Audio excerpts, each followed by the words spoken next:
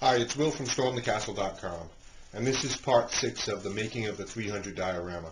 And this part is about adding water to your diorama, and can be used on any diorama.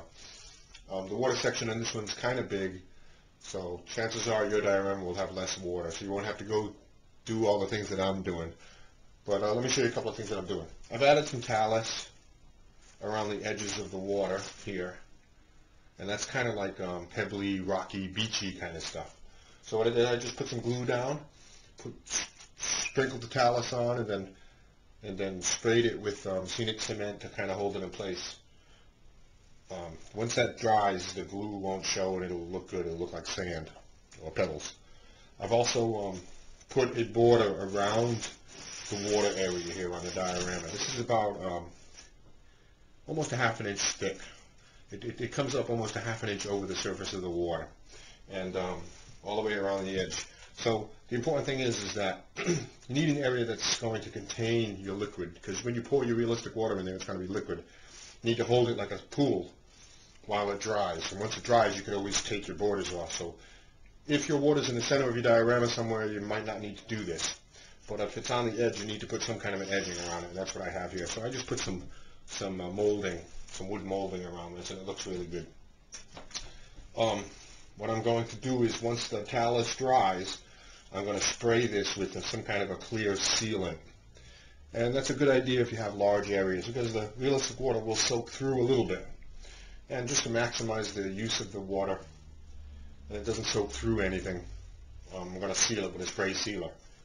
So I'll get back to you when this dries, and I'll show you the sealing, and then I'll show you the pouring of the realistic water in there, and then we'll take a look at the whole thing when it's done, when all the water's done. Thanks. Okay, the talus is dried, and I'm ready to move on to the next step. And what I have here is I've already actually done it. I've applied flex paste, you can see that there, to the edge of the diorama. See, and that will seal this edge so the artificial water doesn't run down in there, so it doesn't run down. See, now that's pretty white, but flex paste works really good. You could do this, you could do anything for this. You could use glue. You could even apply enough paint to seal it. That would be fine. I've used flex paste because I like it, and because I have a pretty big surface to seal.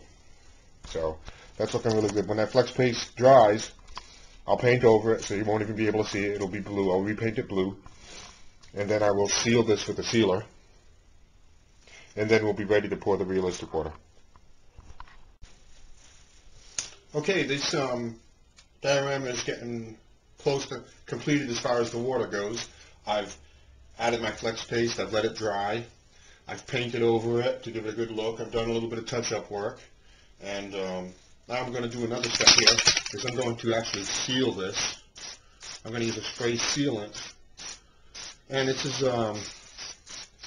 not a mandatory step. You don't have to do this, but with a large area like this, if I seal it, it will help contain the realistic water. It'll just be a better use of my water. So that'll dry shortly, and when that's dry, I'll go ahead and I'll pour the water, and I'll show you that. Now you can actually use this sealer, almost any kind of a clear matte sealer, on your whole diorama if you wanted to really seal it nice, so it'll stay for a long period of time, like that. But I'm not going to do that for now. For now I'm going to finish the water, and I'll show you that as I pour it. Okay, the water area is fully prepared on this diorama, and I'm ready to pour the realistic water right in there. You can see I've got everything done. It looks great.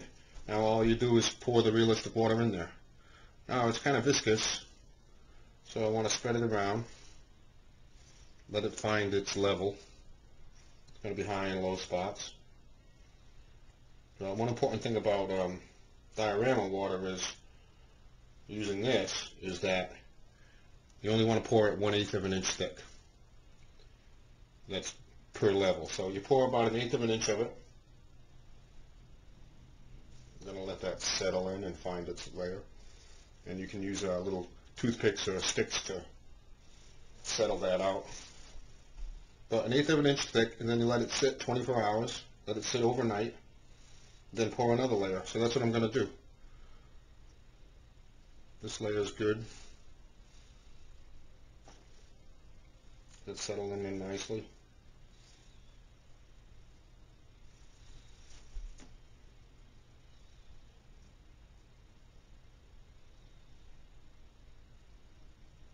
Looks good. It's looking really good.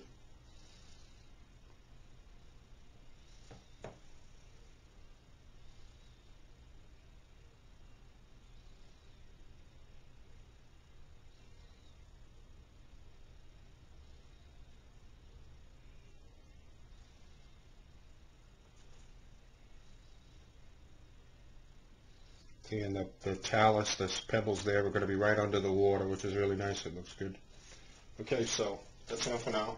I'm going to let that sit overnight, and I'm going to do another coat, and I'll have you take a look at it. Okay, I wanted you to take a look at the water here, and it looks fantastic. It really came out good. And so this part of the diorama is done. I'm almost finished with the whole diorama. I just have a few more things to do, like wire up the lights and paint the miniatures and then put together the light show, and add the sound effects. So a couple of last notes about the water is you can always put ripples in it as it's starting to harden. You can use a soft brush or a toothpick or something to put ripples in it. You can also put embed grass right into it, and between layers you can also, put chips or anything, put it on top of one layer and then pour another layer right over it. So that's the end of this part of the tutorial.